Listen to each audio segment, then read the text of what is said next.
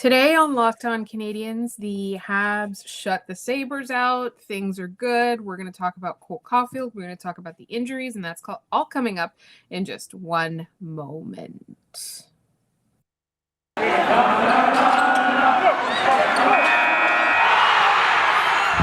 Locked On Canadiens, your daily podcast on the Montreal Canadiens. Part of the Locked On Podcast Network, your team every day.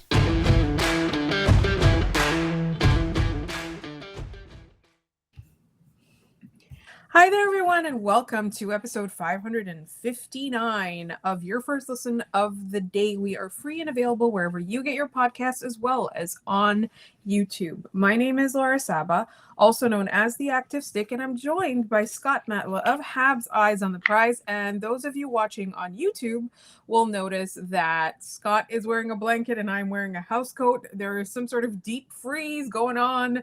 It was warm for like 5 seconds yesterday, and now, for whatever reason, it is intolerably cold, both in Buffalo and in Montreal. So we're having a cozy night here at Locked On Canadiens. And you know what makes us feel really, really cozy, Scott? Is it wins? Is it Cole Caufield can points? Is it? It is. It's all of that. It's all of that. It is pretty great.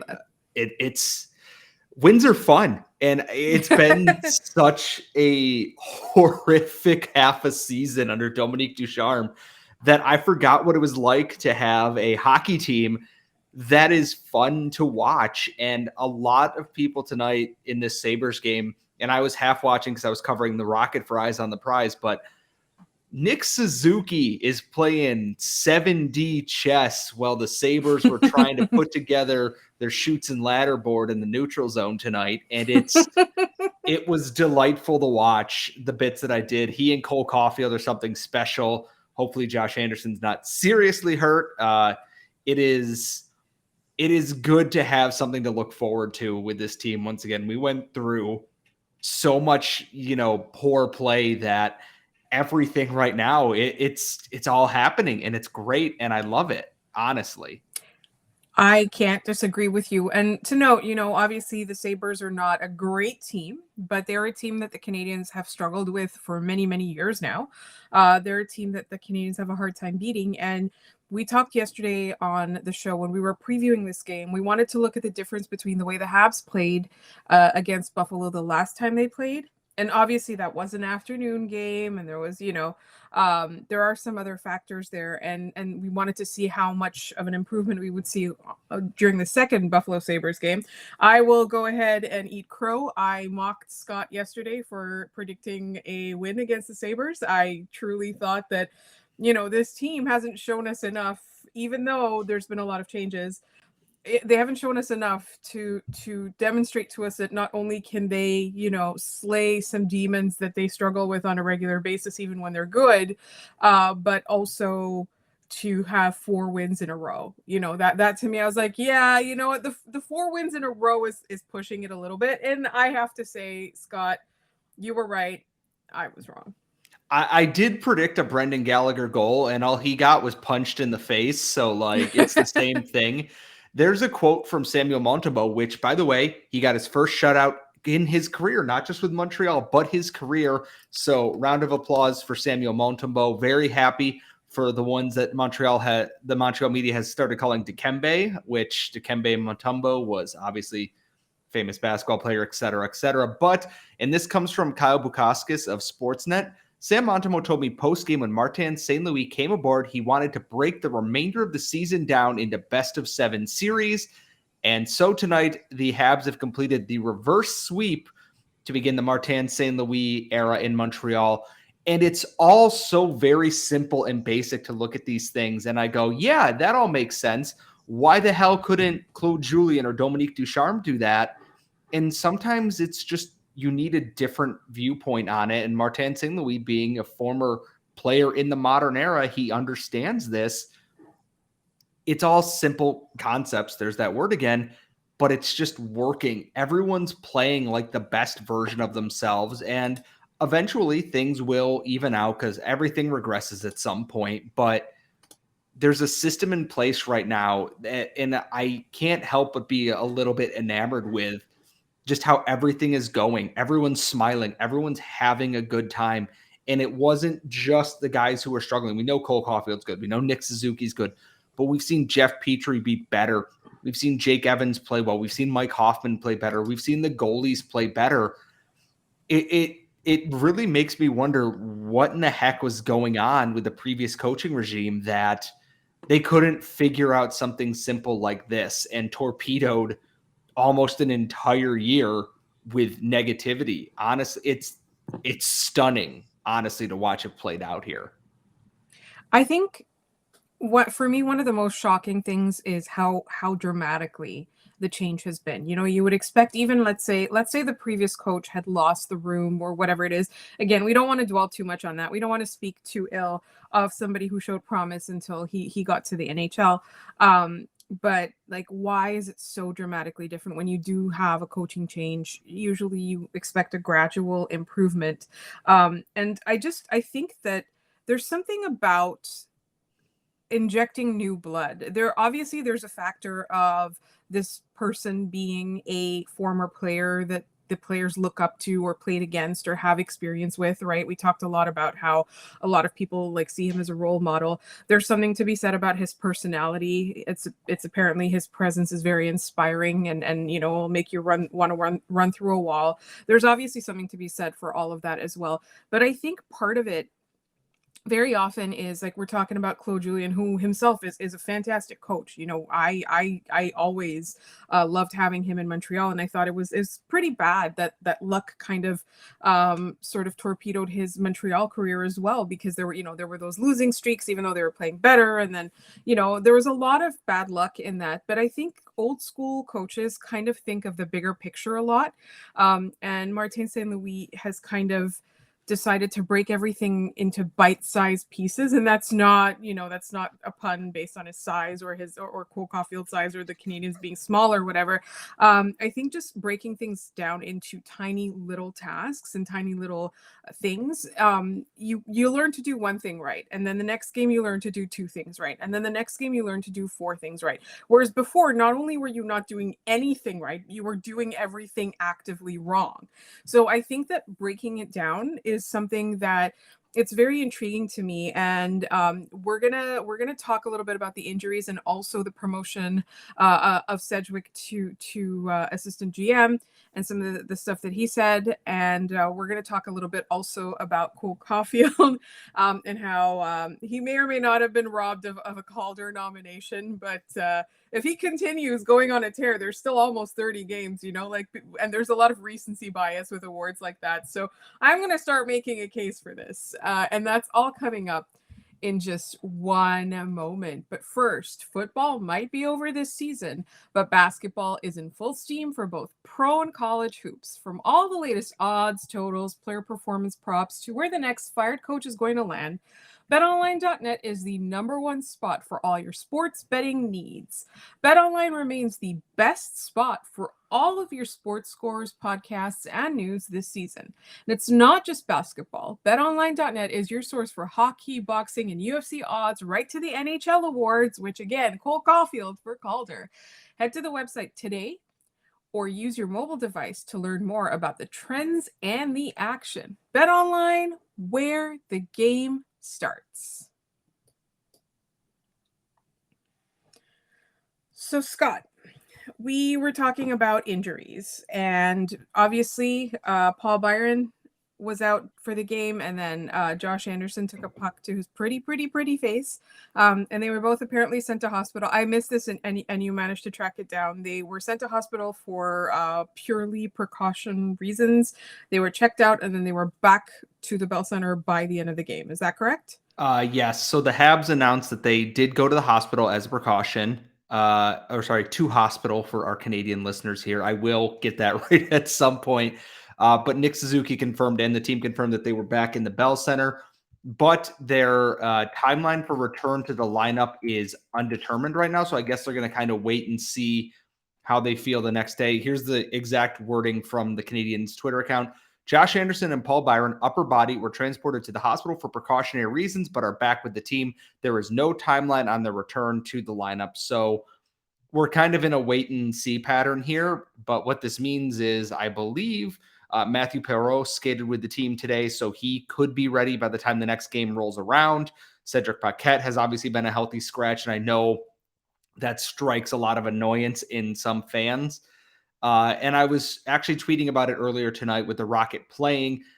Depending on the length and severity of these injuries, it might be a chance for some of the guys from the Rocket to get another NHL look. And I tweeted it when Paul Byron went down that I think Raphael Harvey-Pinard has definitely earned himself another NHL call-up to play in that middle six role. And if Anderson's going to be out and they're looking for another talented, deceptive, speedy winger on that top line, I think someone like Jesse Alonen could definitely be a fill-in there. But the biggest thing out of all of this is that we're hoping that neither of these guys is out long-term. Paul Byron just came back from a lengthy recovery from hip surgery, and obviously Josh Anderson is playing arguably the best hockey of his career right now. It would be a shame for any of these good vibes to kind of hit a roadblock on one, a freak accident getting hit in the face with a puck, and an interference penalty that didn't get called that injured Paul Byron.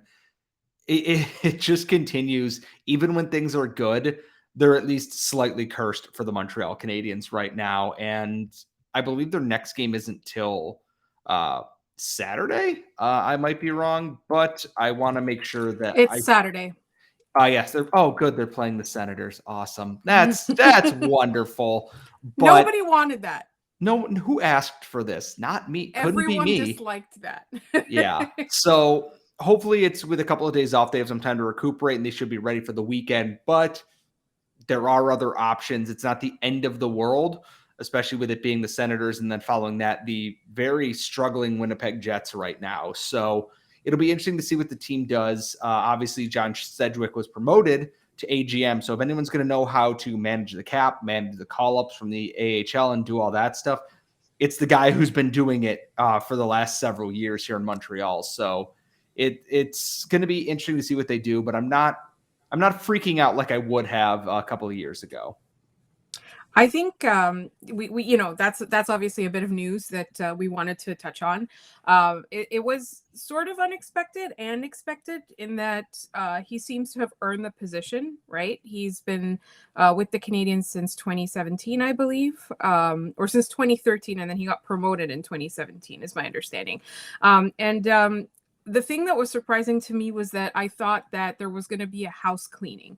And instead they promoted him. So clearly they are taking their time and investigating and seeing what's going well, what's going wrong. So, Kent Hughes and Jeff Gorton giving him this position, I think it sort of sends a signal to everybody in the organization where if you're functioning, then you're sticking around. If you deserve to be promoted, then you will be. And if it's not working out, we're going to say bye to you. So, that makes me feel good about somebody like, let's say like Luke Richardson, unless he finds a head coaching position elsewhere, it's not necessary that they brought in a new interim head coach and then we're expecting things to become finalized and official in the off season. If that happens, and Kent Hughes said that the assistant coaching staff is up to Marty. It's going to be up to Martin. So I think, this kind of signals that like, if you've been doing a good job, doesn't necessarily mean you're out and you need to find another job. And something that he said that was interesting, because it seems to me based on the press conference from today, is that he's going to be tasked with building the analytics department, or at least be instrumental in that. And he said that something that was really interesting to me, because we've had so many discussions about that on this show. Obviously, Scott and I are very pro analytics. We don't think that it's the only or be all end all, but he said something so simple to me. What is analytics? Analytics is just information. That's all analytics is. So when you're building a department, you need people who understand the concepts of data. You need people who understand how to present the data and what that means. There's no point in just collecting stats that sound fancy or that sound intricate if you don't know what to do with them. So there's going to be a lot of trial and error, especially with data. Like sometimes there's a stat that's not even worth collecting. They spend some time on it, they come up, they hone in on it, and it ends up not really giving the Habs or a team more, or even in a different sport, more information than they already have, or that a different stat doesn't provide. So I thought that was really interesting because, also on this podcast, sometimes people say enough with the analytics, which I think we don't talk about analytics that much. I don't think that we do that at all. We are pro getting all the information you need. And personally, and I know, Scott, you share this, is that part of the information is also watching video. A lot of times, a lot of criticisms that I've had in the past of this team is that they don't seem to have watched any video. It's like, it's a huge part of getting better is going back to see what you did and whether or not you did it right. And you play hockey, everything you do is taped, right? Like in the NHL. So to me, something like that, like videos information, data is information, what the coach is learning on a day-to-day basis is information, what their mental health and their nutrition is like is information. And you need all of the information that you can possibly get in order to get the most out of people in your organization, no matter what industry you're in. So for me, I think that him saying that was really, really illuminating. And again, like, you're not just going to use numbers to inform your decisions. There's so many factors that come into play, and there's so many pieces of data that you need in order to continue and to get better. But that to me was the one thing that stuck out the most from the press conference. Yeah, and I look at what Sedgwick mentioned, that he wants to build a team. They want an analyst. They want a data scientist. They want all these things. And he acknowledges that it's just information. And that tells me he has the modern take on this. Like, we've talked with Alison Lukan a number of times on this show, which also the Canadiens should hire Alison Lukan for their data group there, because she's the best, in that it's taking all those numbers and that information and putting it into palatable situations for whoever you're presenting it to. I don't think that Martin St. Louis is going to care about, well, here was their, zone entries and exits. Like, hey, these guys are doing this well, and here's what the video showed. Maybe work on that with other people, or, hey, this is what this person's doing well. They understand that there's information to be had here out of all these numbers. And Sedgwick identifying that and acknowledging that, yes, we want to build a department out of this. Not we're going to hire a person or a few people. They want to build a department out of this. It's modernizing the team here a little bit. We've seen the way St. Louis has worked behind the bench, and that's a little bit more modern. We've seen how Gordon and Hughes are approaching what they're doing. They've brought in a new VP of communications. Obviously, they're trying to modernize a team that was, quite frankly, very far behind. They missed the leading edge of this while some teams jumped on that. And obviously there's varying successes on this, but I think they have the right plan in place. They're not trying to rush through this here. And I think before long, I'm hoping they get this by the time the season is over, or once they pass the trade deadline and whatnot, they start building this department to get ready for the draft, to get ready for free agency and the offseason with contract negotiations and whatnot, that it's, so they're not spending money on dumb stuff. We saw it too often with Mark Bergevin, that he goes, well, here's what I'm spending my money on. And for better or worse, usually worse, it didn't always pan out. Sometimes it does, sometimes it doesn't. But I'm interested to see how soon they get this department put together, and how soon we can kind of see some of the results from that, whenever it may be. I absolutely agree. And speaking of results, in a moment, we're going to talk about, is it too late for Cole Caufield to get back into the Calder conversation? All right, Scott. Me. Yes, you. Here's the thing. Cole Caufield, I feel, has been robbed of a lot of things this season. And one of them was obviously his joy. He was robbed of his joy. He seems to have found that back. But the other one was an opportunity to score 40 goals in the season. Another one is an opportunity to win the Calder this season. Now, it's not the end of the season. There's still about 20-something games, almost 30 games left for the Habs, and for him to continue whatever he's been doing for the past 7 games. We've had 7 games under Marty, right? Washington, yes. Columbus, Sabres, 7 games. 7 games, right? Because they did the reverse sweep. They lost their first 3, won their next 4. So, and there are 30 games left in the season. There are exactly 30 games left. So, and he has been put back with Nick Suzuki who he Yes. has amazing chemistry with. Obviously, he lost Tyler Toffoli, but Josh Anderson, assuming he comes back at some point from that injury to his beautiful face, is like, he's been doing really well on that line. He's somebody that I think is not a permanent person on that line, but he's somebody who in fits and spurts can be really good on that top line. I'm not about to sit here and pretend that Josh Anderson is something he's not, but there's a lot of chemistry between those people. But Nick Suzuki can pretty much find chemistry with anybody. And that line is such that, there's some versatile players that might not be scoring a lot that could end up on that line that could help Nick or Nick Suzuki or Cole Caufield to score goals. So here's my question is it too late to bring up Cole Caufield for the Calder? So I'm of two minds on this, in that, of course not. He has, I believe after tonight, 18 points in 37 games, and he's been on fire lately, and I don't expect him to score at a goal per game pace. If he somehow does that to end the season, you can't not give him the cut point, because he's got 30 games left, and he scored against Washington, scored against Columbus.